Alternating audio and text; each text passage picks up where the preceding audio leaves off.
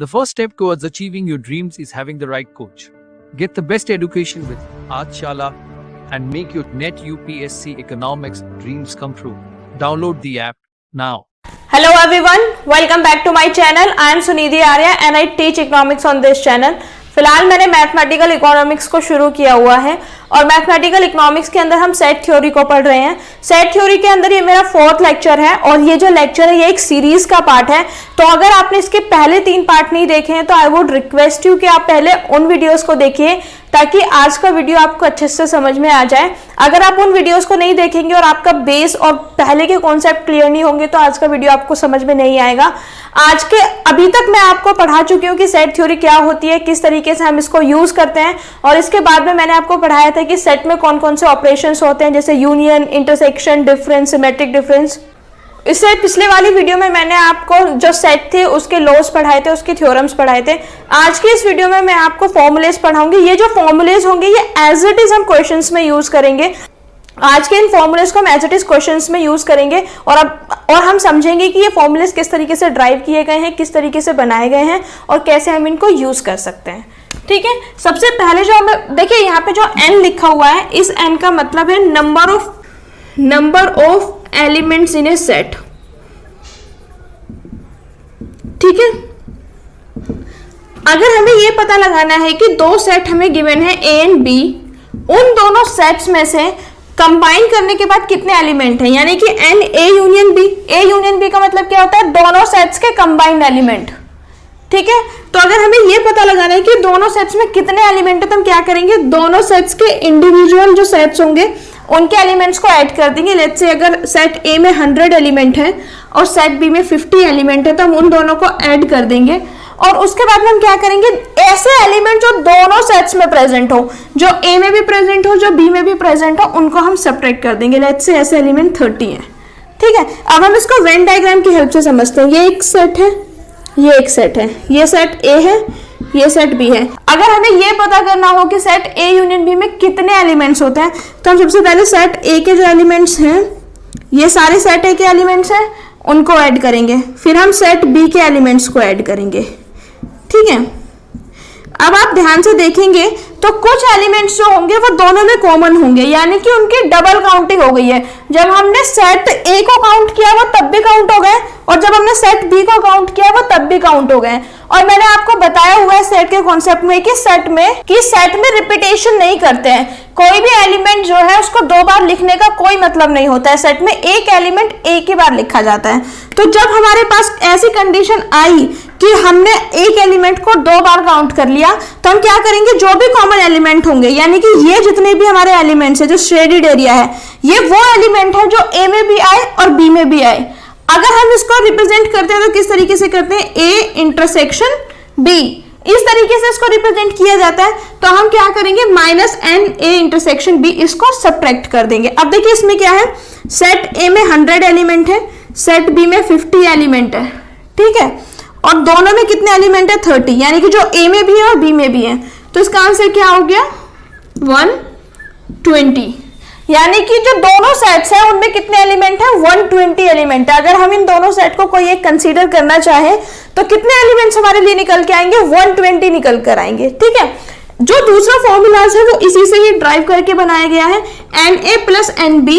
लेकिन जो मैं लिख रही हूँ वो ज्यादा इंपॉर्टेंट है, if A and B are disjoint set।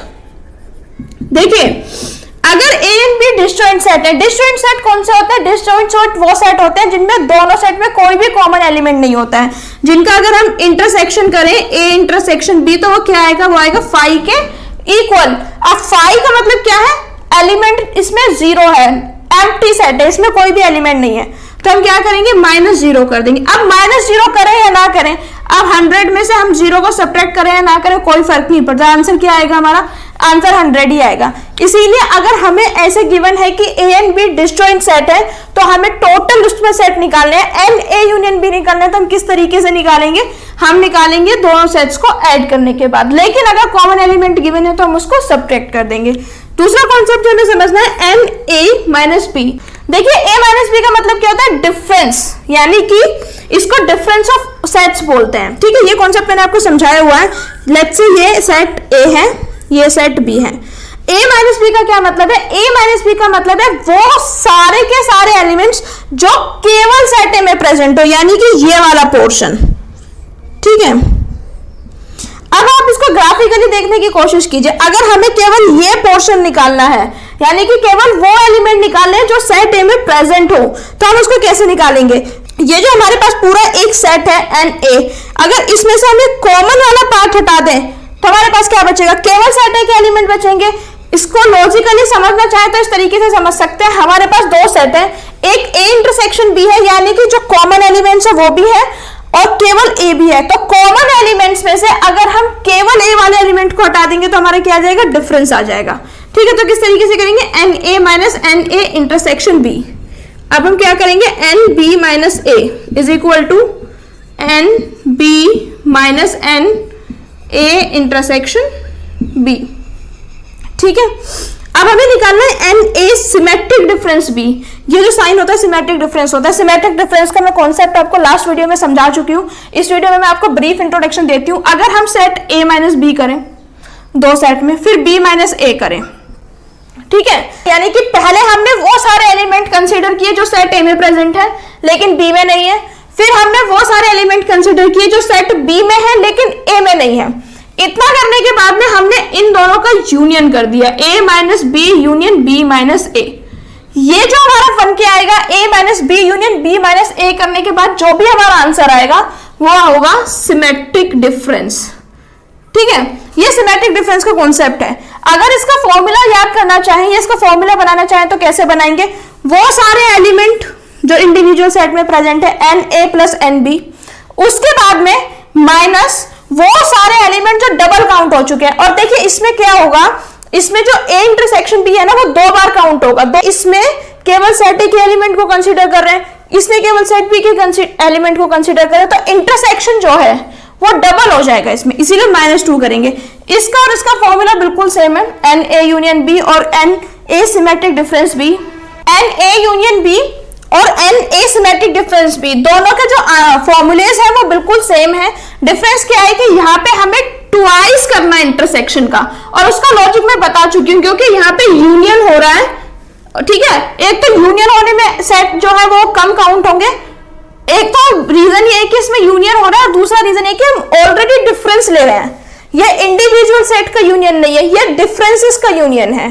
ठीक है, इन फॉर्मूलेस को याद करने का आसान सा तरीका है कि आप इनके लॉजिक्स को समझ लीजिए। लॉजिक समझने के बाद में ये फॉर्मूलेस आप आराम से याद कर सकते हैं, इसमें कोई कंफ्यूजन नहीं है। जैसे कि n A union B, n A union B, ये एक तरीके से बना हुआ फॉर्मूला है। N A minus B, n B minus A, इसमें समझना है कि हम जो इंटरसेक्शन में से उस सेट को हटा देंगे तो इंडिविजुअल एलिमेंट्स हमें पता चल जाएंगे। अभी तक हम देख रहे थे कि अगर हमारे पास दो सेट गिवन है तो हम किस तरीके से करेंगे। अब हम तीन सेट को कंसीडर करेंगे। लेट्स से हमारे पास तीन सेट है ए बी सी, और हम तीनों सेट्स के टोटल एलिमेंट्स को निकालना चाहते हैं। N A union B union C, हम इसको निकालना चाहते हैं, तो हम क्या करेंगे, इसमें निकालने के लिए हमारे पास एक सिंपल सा सोल्यूशन है। जैसे कि हमने एन ए यूनियन बी किया था वैसे ही करेंगे। एन ए यूनियन बी में हमने इंडिविजुअल सेट्स को ऐड किया था, N A plus N B. सबसे पहले हम इंडिविजुअल सेट्स को ऐड करेंगे, N A plus N B plus N C. उसके बाद में जो हमने कॉमन हटाया था, इंटरसेक्शन को हटाया था, उसी इंटरसेक्शन को हटाएंगे, minus N A intersection B minus N B intersection C और ए इंटरसेक्शन सी, जितने भी कॉमन एलिमेंट्स होंगे उसको हमने सब्ट्रैक्ट कर दिया। यहां तक हमारा फॉर्मूला एग्जैक्टली इसके जैसा सेम है। इसमें केवल एक एलिमेंट जो है वो ऐड होगा, वो होगा plus N A intersection B intersection C. वो सारे एलिमेंट जो तीनों सेट्स में कॉमनली प्रेजेंट होंगे उनको हम ऐड कर देंगे। ठीक है, नेक्स्ट जो फॉर्मूलाज है उसमें हमें ये देखना है कि जो सेट्स है ए बी एंड सी, अगर हमें उसमें ये पता लगाना है कि सेट ए बी सी में से दो सेट में कितने एलिमेंट है, वो दो सेट ए बी हो सकते हैं, बी सी हो सकते हैं या फिर ए सी हो सकते हैं, उन दोनों सेट में कितने एलिमेंट प्रेजेंट है। अगर हमें उसे पता लगाना है तो हम क्या करेंगे, जितने भी कॉमन होंगे, ए इंटरसेक्शन बी में जितने एलिमेंट्स है, बी इंटरसेक्शन सी में जितने एलिमेंट है, सी इंटरसेक्शन ए में जितने एलिमेंट्स है, उन सबको हम इंडिविजुअली ऐड कर देंगे। और ऐड करने के बाद में जो तीनों में कॉमन एलिमेंट है उनको 3 से मल्टीप्लाई कर देंगे। ठीक है, अगर हमें दो सेट्स के एलिमेंट को पता लगाना है तो। लेकिन अगर हमें एग्जैक्टली एक सेट के एलिमेंट को पता लगाना है तो हम किस तरीके से करेंगे? हमारा फॉर्मूला एग्जैक्टली इसी की तरह रहने वाला है जो कि हमने टोटल का निकाला था। देखिए, exactly one of the sets निकालने का और हमारा पूरे सेट्स के यूनियन निकालने का फॉर्मूला जो है वो सेम रहने वाला है। Na plus NB plus NC, Na plus NB plus NC minus 2Na, इसमें माइनस में यहां पे 2 लिख देंगे, -2 यानी कि A इंटरसेक्शन B, A और B में जितने भी कॉमन एलिमेंट है उसका twice, B intersection C, B और C में जितने एलिमेंट्स कॉमन है उसका ट्वाइस, A और C में जितने एलिमेंट्स कॉमन है उसका twice, plus 3n A intersection B intersection C, यानी कि जो तीनों में प्रेजेंट है उसको थ्राइस करके हम इसमें वैल्यूज को पुट करके सोल्व कर लेंगे तो इसका आंसर आपको मिल जाएगा। देखिए, ये जो फॉर्मूलेज है ये मैंने जो A और B वाले थे, जो केवल 2 सेट वाले थे, वो मैंने आपको वेन डायग्राम से एक्सप्लेन करके दिखाया। अगर आप A union B union C और जो 3 सेट वाले हैं इनको भी अगर आप वेन डायग्राम से सोल्व करने की कोशिश करेंगे, जैसे कि A B C ये 3 है, अगर आप इनको घर पे बैठ के आराम से सॉल्व करने की कोशिश करेंगे तो बिल्कुल प्रूव हो जाएंगे।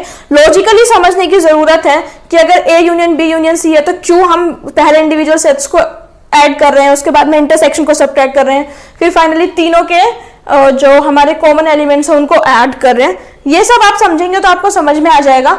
इसमें कुछ भी ज्यादा कॉम्प्लिकेटेड नहीं है। फॉर्मूलेज लर्न करना डिफिकल्ट नहीं है क्योंकि इनका लॉजिक आपको पता है।